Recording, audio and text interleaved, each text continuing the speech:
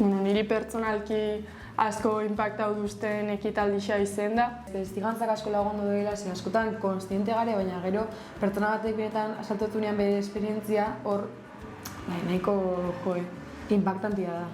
Batean, golpe handi bat sentitu genuen eta itsaso aldera erori ginen.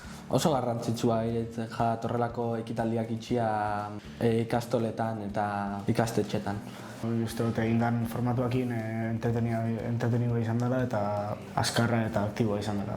Beharrezkoa dela gehien bat gure edadekuren artean, ze igual askotan ez gari konstiente, baina ikusten dugunean benetan olako egoerak bertatzen diela asko laguntzen dugu.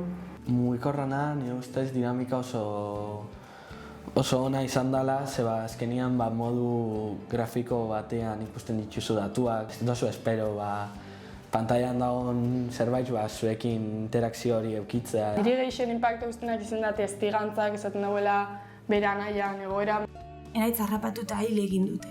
Nik uste da, Ibonek ondoskunean guztiz zehatz bere historia dana nik uste horrek eixeri patuztu duna.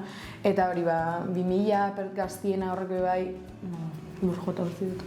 Poliziak eta bomberuak eman dagoen testigantzak uste dut izan dara gehien impacto guztana. Telebizan ikustu ditxula ez dakizen bat hildako ez dakiz eta gero azkenean normalizatu dutxo duzula, baina gero ikustezunean datua, ikustezunean errait eta zelakoa dana ez da zu benetan pasetan dela eta asko pasetan dela. Batzutan pentsatzen dugu, istripu hau bakarrik kotxiakin edo motorrakin gertatzen diela, baina ikustia ibiltzen zoazenian arriskua dagoela horrelako istripu bat bizitzeko.